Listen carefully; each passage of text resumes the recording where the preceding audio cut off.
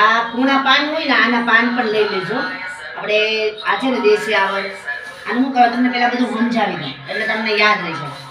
તમારે આને પાણી ઉકાળીને પીવાનું છે જ્યારે મળે ત્યારે.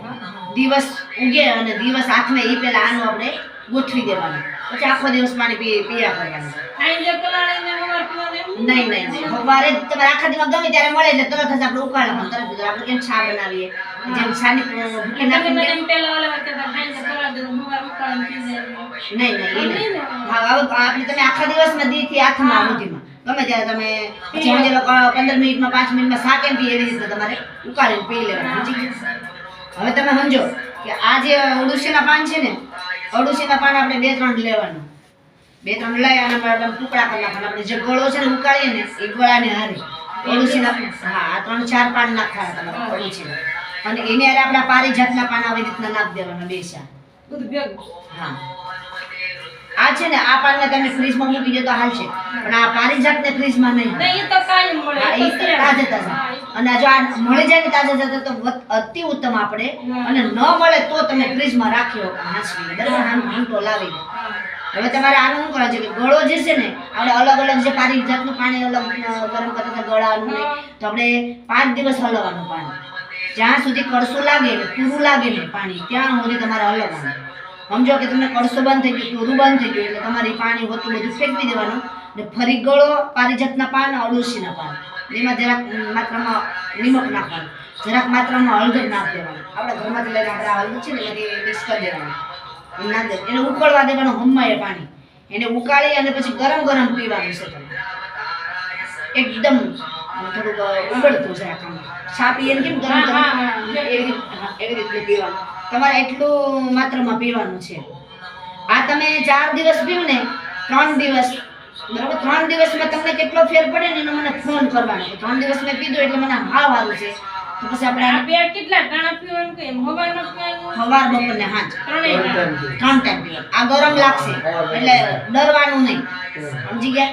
જ્યારે હવારમાં તું બનાવી નાખું આખો 3 ટાણા પીધા અહીંથી જઈને સાંજે અત્યારે જઈને જ બનાવી નાખવાનું. હા એટલે પછી હાંજે પીવું અહીંથી જઈને જાવ ને એટલે બનાવી સીધું પી લેવાનું બરોબર. એ હાંજનું આવી ગયું સવારે પાછું બપોર ને સાંજે.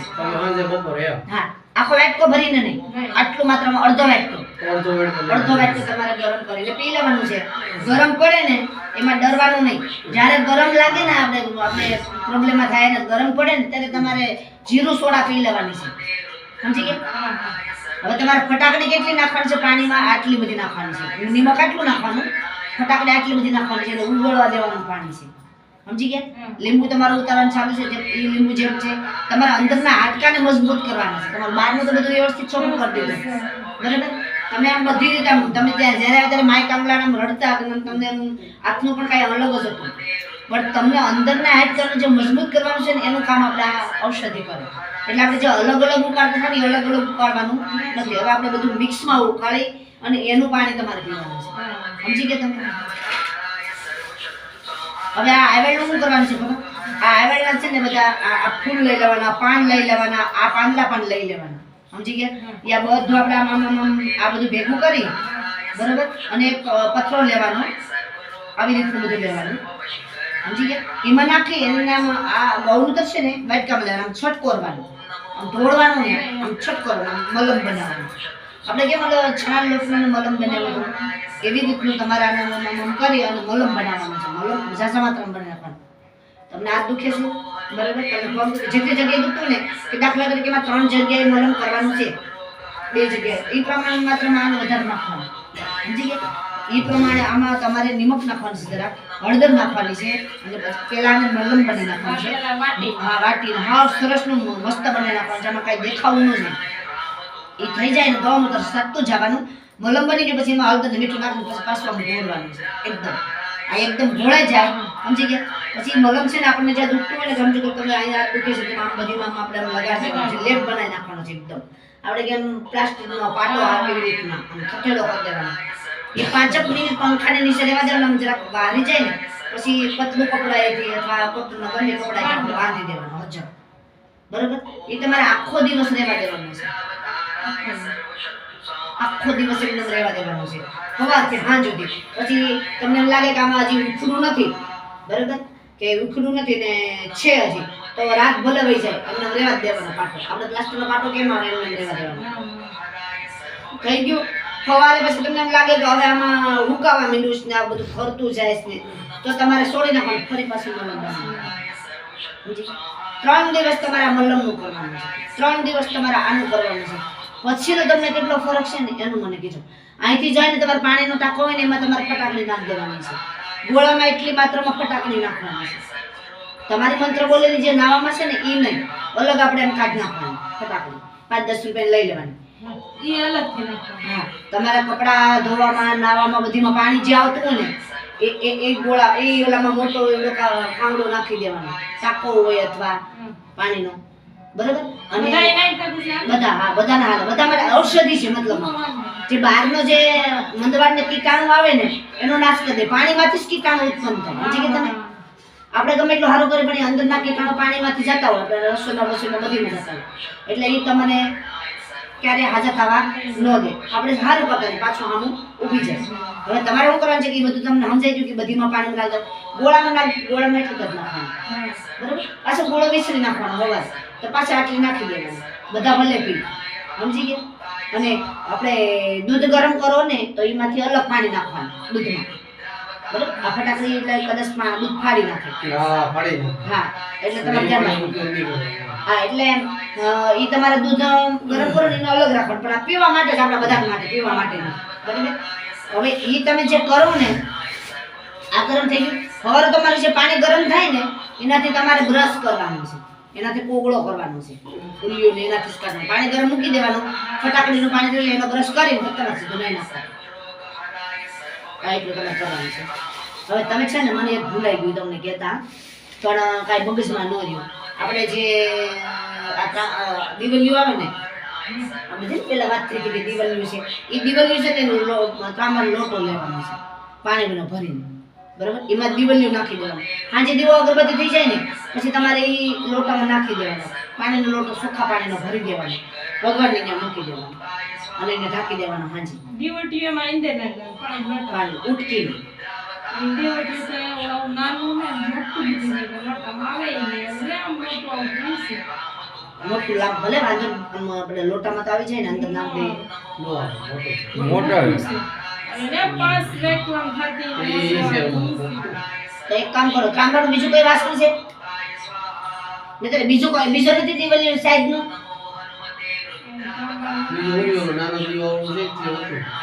પેલા હતું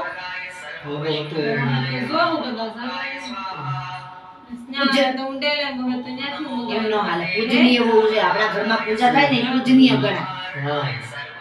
એ આ દિવાળી જ આપણી રક્ષા કરે, આપણી આપણા ઘરના. એવું કોઈ તીન એવું પેલો પિત્તળનું એવું કોઈ મોટું ઠામ લે ગાડી તપેલી હોય તો ભરી દઈએ તો હાલે ને. તાંબાનો ત્રાસ છે? રાસ તો નહીં જ હોય લગભગ. તાંબાનો ઘોડો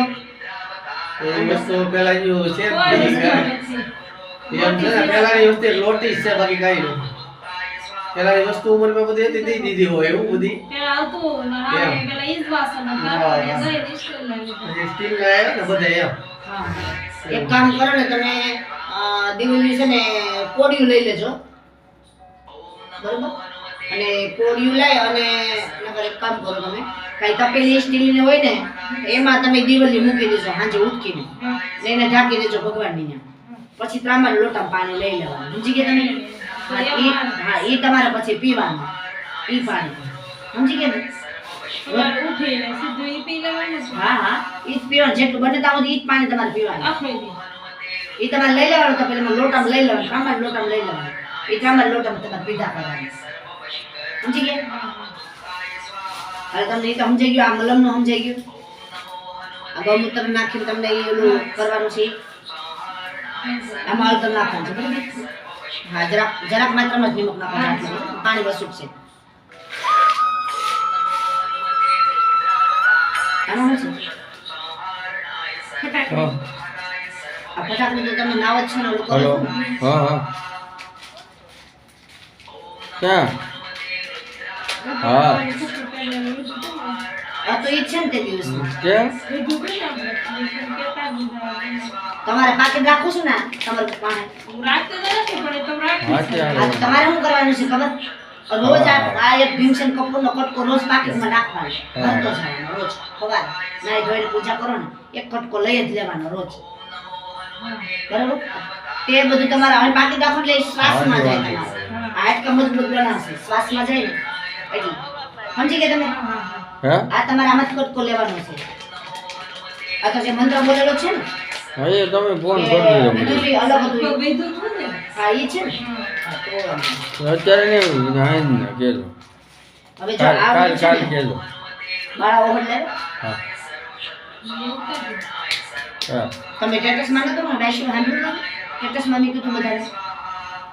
એમ તો સાંભળ્યું હતું પણ હું તો તમને ફોન મેં કર્યો હતો તો તમે પહેલા એમ તો આવી. કાંઈ વાંધો નહીં હાલો મારા ઓહર આવે ને આખા બાળા ઓહર લઈ લેવાના આપણે દુકાનેથી. કાલે લેતા જજો જમતમ પછી આમાં મૂકી દેજો આ રે એટલે આવી.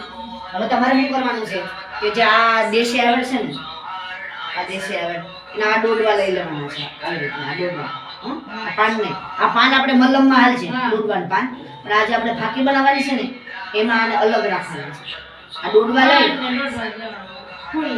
આ ફૂલ જ લેવાના અને આ દોડવા લેવાના. આ આવી રીતનું લઈ લેવાના. આ ડાળેખ્યો હાલે સમજી ગયા તમે? આખી ડાળેખ્યો આવી રીતના આમ હાલે હા. આવી રીતનું જા. હા. આ પાન આમાં મલમમાં અને આ આવી રીતના લઈ લેવાની છે. તમારે એટલા દોડવા લઈ લેવાના છે આટલા ભેગા કરી નાખવાના છે. એટલા ભેગા કરીને હૂકવી દેવાના છે. આને તમારે જઈ અને હેકી નાખવાના છે. આમ છુબધ આવી જાય ને એકદમ મુખવાસ જેવા બરાબર. આને આપણે મુખવાસમાં લેવાના છે. સાપી જમો સમજી લો કે તમે કઈ જમરૂક ખાધું છે. મેં ખાધું એટલે હા, ખાઈ આ સીધું તમારે લઈ લેવાનું. બહુ ખાવાનું મન થાય પણ આડું તમારે લેવાનું નહીં. ઘરના તમે ખાય પછી. હા તમારે ખાવ પછી જ લેવાનું. હા હા. આ લોકો ઘરના ખાય તો હાલે. આડાઓ છોકરાને ખાય ને તો હાલે મુખવાસમાં પણ તમને નહીં હાલે. તમારે તો ખાલી જમા પછી ચા પીધા પછી જ. બાકી તમારે લેવાનું. આમ બીજે નહીં. હા તમને એવું લાગે તો તમારે વધારે લઈ લેવાનું થોડું. બહુ મન થાય ખાવાનું બહુ મસ્ત લાગે ઔષધિ છે એટલે. તો તમારે શું કરવાનું છે કે તમને જ્યારે જમવાનું ખાવાનું મન થાય એવું લેવું છે એમ નહીં. જેમાં પછી ચા પીધા પછી કાંઈ પણ ખાધું એટલે સીધું આપણે મોઢા મૂકી દેવાનું. સમજી ગયા તમે? આડાવડું લેતા નહીં ને પછી તમારું બધું વ્યર્થ જાય. તમને મન થઈ જાય લેવા જવાનું. ભૂલાઈ ન જાય યાદ રાખજો. આપણે આનું ઈ કરવાનું છે કારણ શેકીને અલગ ડબલા ભરી દેવાનું છે. તમને જેટલી વખત જમવાનું જમી લો ને એટલી વખત લેવાનું છે. બાળા ઓહળ આવે ને બાળા ઓહળના આ દોડવા આને હેકી નાખવાના છે. બાળા ઓહળ જે આવે ને એને હેકી નાખવાનું છે. સમજી ગયા? હવે એને હેકી અને એને મિક્સરમાં દળી નાખવાનું છે. એને દળીને આ સુદર્શનની ફાકી એમાં એ પાવડર થઈ જાય ને ફાકી પછી એમાં સુદર્શનની ફાકી અડધો ડબ્બો નાખી દેવાનો છે. એ બધો મિક્સ પાવડર કરી દેવાનો છે. આ બધો આપણે આનો બાળા ઓહળનો આખા જે બાળા ઓહળની ફાકીનો લાગે જોના ફાકી લેવા એ ફાકીને દોડવા આવે ફાકી છે બાકી છે બધી ઔષધિ આવશે. ઓરાની દુકાન મળશે એમાં અડધી આપણે નાખી દેવાની છે. બધી મિક્સ કરી અને સરસનો ડબ્બો પેલા કોથળીમાં ભરવાનો અને પછી ડબ્બામાં ભરીને મૂકી દેવાનો. તમારે રોજ સાંજે આને સવારે આપણે ઉકાળવાનું છે ને સવાર બપોર સાંજે. હવે સાંજે તમારે લેવાનું નથી સવારને બપોર બે ટાઈમ લેવાનું. હા અને આ સાંજે સમજાઈ ગયું? આ ડબ્બો લેવાનો ને. હા આવું પતરાનો ડબ્બો લઈ લેવાનો પછી અડધું નાખ દેવાનું. ઓલો આ બની જાય ને આ કઈ છે? આ સુદર્શન ફોટો પાડી લેજો બધું. યાદ રાખજો. એ તો ભાઈ યાદ લાવીને તમે કહો ને સુદર્શન એટલે લીલો ડબ્બો તો યાદ જ હોય બધાને સુદર્શન કહે ને એટલે તમે મહાસુદર્શન ની સુદર્શન કહેવાય. આ ખાલી એમાં સુદ્રાસન કહેવાય. એટલું સુદર્શન. સુદર્શન ને ઓલું. હા તમને આ તમને સિંગોરી આવવા મળે ને ગાડીમાં તો તમે ખાજો તમારા માટે. હા તો જોરદાર આવે. ને બહુ ખાધા. આ બહુ તાકાતવાળા આવે. તાકાતવાળા આવે. હા કદી ગયો ને લાંબા લાંબા. લાંબા આ તમે છે ને ભેગા કરીને ખાજો. જેટલું બને એટલું આને ખાજો જેમ બને. હા. બરોબર આ સ્પેશિયલ મેં મેગાવાળા ભાઈ બહેન કે આ આપી દે. હવે તમે સમજો તમારા જે નામ યાદ આવ્યું હતું, ભૂલી ગઈ. આ તમને યાદ રહી ગયું ને આ ને ઓલું કેવું કીધું આગળ? બાળા ઓહળ બાળા ઓવર. એમાં હંસોળનો યાવડે વરણ ને આજ તો રવિવાર છે. ના રવિવારે સો મળે તમારે બેનને કીધું રવિવાર ન હોય. બંધ થઈ ગયું હોય બધું. એમાં છે સ્ટેટસમાં તમારે ગમે ત્યારે તમે રવિવાર આવો ને એટલે સ્ટેટસમાં જોઈ લેવાનું. એમાં બોલીને મેં મૂક્યું જ હોય કેમ કે હવે બધા વધી ગયા માણસો તો મારે કેટલાકને બોલીને મોકલવું મને 1 મિનિટ નગરી નહીં, નહીં. હા, કેમ કે બધાને અલગ અલગ દવા એટલે હું એમાં બોલી